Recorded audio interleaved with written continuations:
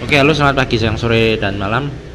Nah, untuk tema hari ini adalah prediksi penjualan ikan predator yang akan menurun di tahun 2025. Jadi ini hanya berdasarkan opini pribadi. Nah, saya memprediksi itu berdasarkan dua faktor ya. Jadi akan saya sebutkan faktor pertama dan faktor kedua. Nah, faktor pertama itu adalah Indonesia sedang mengalami deflasi ya, atau 5 bulan terakhir ini deflasi berturut-turut maksudnya. Nah, itu dampaknya itu mirip-mirip atau hampir mirip dengan krisis ekonomi 98. Waktu itu saya juga merasakannya ya, hanya bedanya waktu itu belum cari duit. Nah, kalau sekarang sudah cari duit.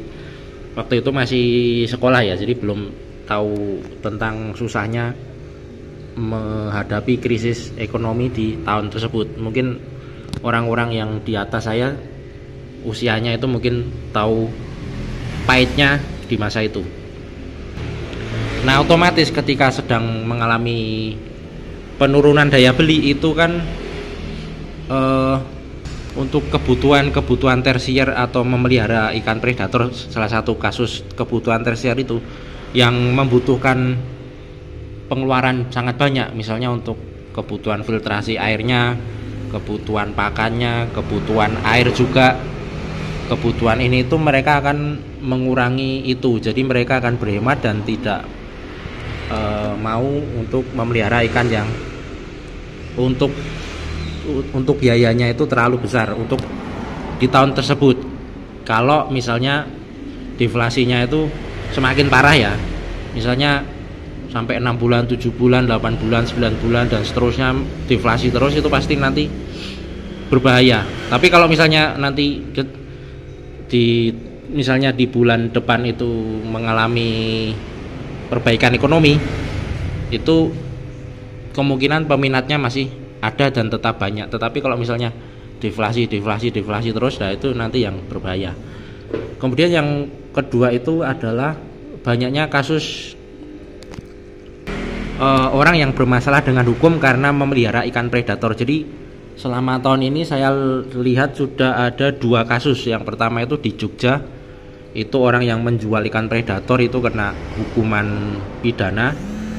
Kemudian ada juga orang yang di Malang kalau nggak salah, itu yang memelihara ikan predator juga kena masalah hukum juga. Nah, ini kan menyebabkan orang jadi takut kan, jadi khawatir, karena banyak orang itu masih awam apakah ini ikan ini dilarang, apakah ini ikan tidak dilarang. Karena ikan seperti aligator pun itu masih diperjualbelikan bebas. Bahkan di YouTube, para komunitas YouTube maksudnya yang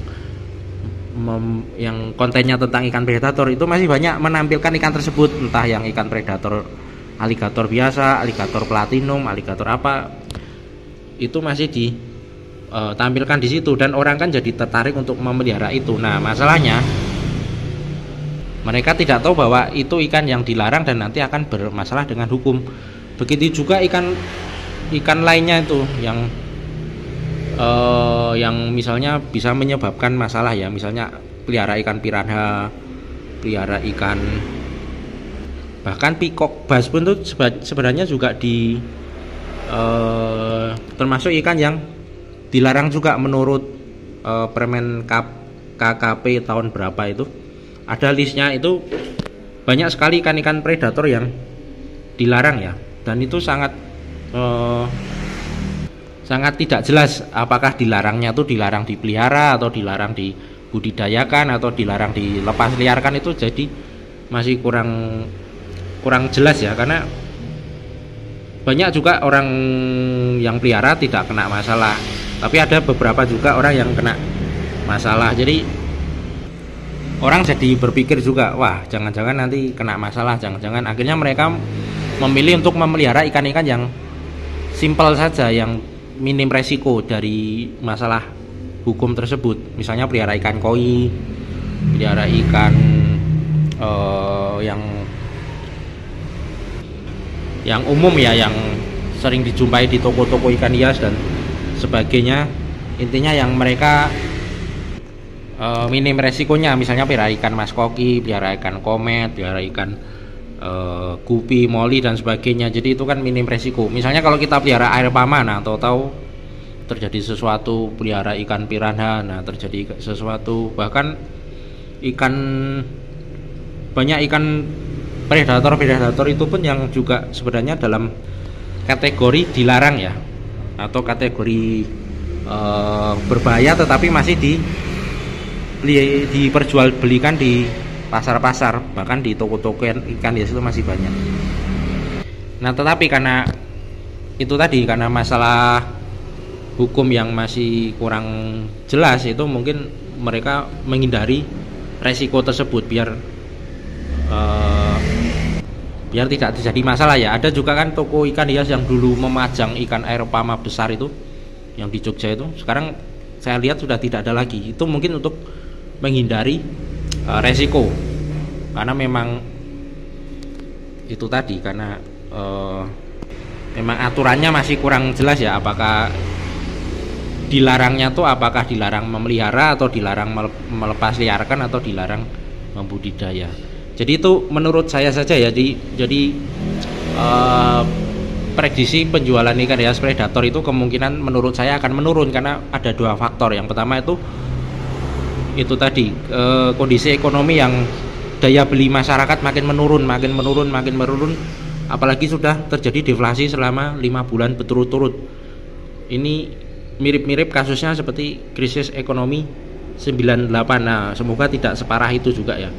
Kemudian itu yang kedua juga masalah hukum juga. Jadi banyak, atau selama tahun ini saya mencatat ada 2 kasus yang saya ikutin.